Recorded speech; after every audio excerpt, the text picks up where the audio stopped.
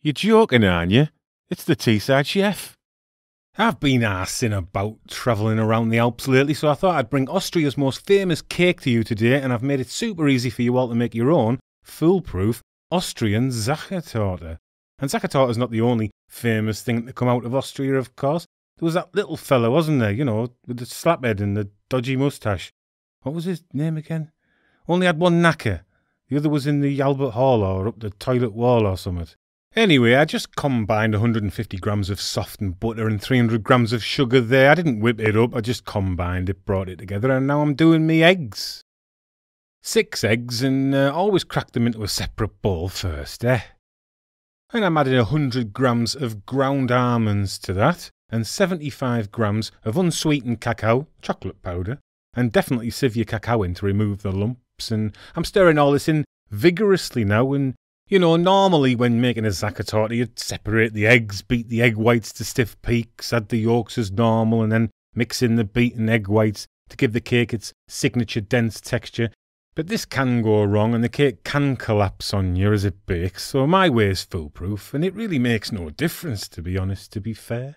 I have 200 millilitres of milk, which I'm adding a heaped teaspoon of instant coffee to. I'll give it 30 seconds in the microwave to help that coffee brew a bit and dissolve, and let's box off the rest of the dry ingredients with 165 grams of plain flour and 15 grams, or around 3 teaspoons of baking powder. I always sieve my baking powder in, and I'm sticking a pinch of salt in there too, before giving those dry ingredients a good stir up. And here comes our brewed coffee, and you can see that the instant coffee is dissolving much better now.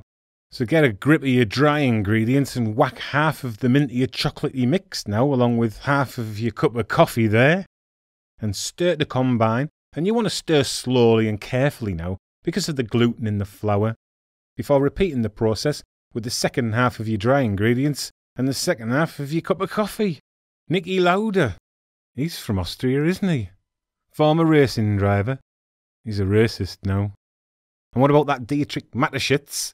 He invented that medicine-flavoured vodka supplement, didn't he? You know, Red Bull. Anyhow, I've checked that mix with a rubber spatula to make sure everything's hunky-dory, and now I'm getting it in me pan. Standard-sized cake pan, this one. 28 centimetres or so. But we have to line the bottom first, and a good way to do this is to get a sheet of baking paper, fold it in half, and then in half again, and making sure that the closed corner is on the bottom right here. Fold diagonally, like this, a couple or 3 times, until you have a thin arrow shape.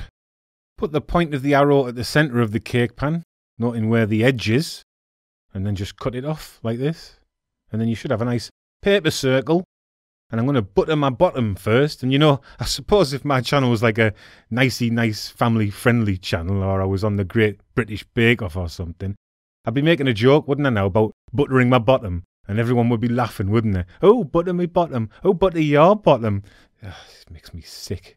But I'm just buttering the bottom of a pan, aren't I? You know? There are no double entendres that are, like, interesting to me. You know what I mean? And I've buttered the pan all over now, generously. And that luscious, glossy cake mix is going in there, smashing now. And I suppose you want to shake it about a bit to even off the top before you put it in your preheated oven at 160 degrees Celsius, and that's 320 Fahrenheit, with the fan on, if you have one. If not, crank the heat up a little bit more, and bake for 45 to 50 minutes, and when the cake is done, it will bounce back when pressed on top, and a toothpick inserted will come out clean, but don't worry if there's a crumb or 2 on there. And the sides of the cake will also be pulling away from the pan a little bit, and don't worry about that top being a bit cracked, because after cooling for around 10 minutes, we're going to get it out, flip it onto a grid to cool fully, and we're going to work with this beautifully even, smooth underside. Okay, so while the cake's cooling, for Sachertorte, first we're going to need apricot jam, around 3 heaped tablespoons. And I warmed it a little bit there before sieving, because we're going to brush this on our cake, and it just makes it easier for everything to pass through the sieve and then get brushed and whatnot. And we're also going to make a chocolate ganache, which is a lot easier than it sounds, so don't piss your undercrackers, because honestly it's easy. You just chop 100 grams each of milk and dark chocolate, pretty small, put it in a bowl like this, look. Even you can do that. In a pan on a medium heat, get 40 grams of butter, and 110 millilitres, or 110 grams if you like, of milk, whole milk. Warm all that through gently until the butter is melted and the mixture is just starting to simmer gently. You can see it there just starting to bubble up slightly. And then pour that straight onto your chocolate, and that'll melt the chocolate smashing, that will. Hey, especially once you've given it a little shake like that and then a good stir for half a shift. And after that, you'll be left with a lovely, glossy, chocolate, saucy type concoction, which I always put through a fine sieve just to be sure that everything's tickety-boo. Because I'm a bit of a teacher's pet, like I've said many times before. The cake's fully cooled now, or just about, so I'm going to brush generously all over with my smooth apricot jam. And don't forget to brush the sides, will you? And we're going to simply pour this ganache over the top of the cake, but we have to make sure it's the right consistency to give us a glossy finish. This is a bit too thick here, so I'm going to give it a bit of fast ice in the microwave for about 10 seconds, and you're looking for the chocolate to settle smooth when you drizzle it down off the spoon. Just like this here, look. Alright, baking paper in because we want to keep a nice clean shop.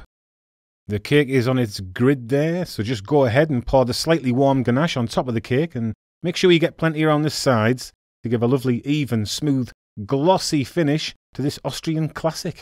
Yeah, Austria. Yeah, there was that Joseph Fritzl, wasn't there? From Austria. He was big, wasn't he, a few years ago? Always on the telly and that and in the papers, but you don't hear much from him anymore, do you? I haven't seen him in anything for a while now. There's a lovely, shiny glaze look. So shiny, in fact, that you can see me waving at you there. Hiya, you alright? How you doing, alright? How's your mum? She alright after that fall? Ah, bless. Alright, see you later then. Okay, so just one more touch to this classic Sachertorte now, and that's to pipe the traditional decoration. I'm going to make this easy for you, so you don't have to be clicking off just yet, because I can tell you know, YouTube analytics and that. I have 100 grams of cooled, melted chocolate in a piping bag. I'm piping on baking paper first because I don't want to balls up my lovely glossy cake with my rudimentary piping skills, do I? Just writing the word Sacher with an extravagant H. You need to let that chocolate set now for a good couple of hours, and this cake has been cooling in the fridge for a good couple of hours. I'm making a little mark in the middle with a toothpick so I know where to put the lettering. The C and H are going on first, and I think that's just about worked out. Put the rest of the lettering on to make the full word. Try and get it somewhere close to the middle. Love the flourish on the H there. Make sure you do that. And any other fancy bollocks you can think of. It's up to you, really. I mean, I've done this little twirly thing here. Looks like the top of a wrought iron gate, I suppose. I'm going to revive the shine on this cake with a hairdryer, because it dulls once it's been in the fridge. Just a quick once over though. I'm not melting anything, so don't go overboard if you do this. And there you have it. Classic Austrian, shiny, glossy, fancy Sachertorte that can't go wrong. You beauty. See you next time, eh? Ta-ra.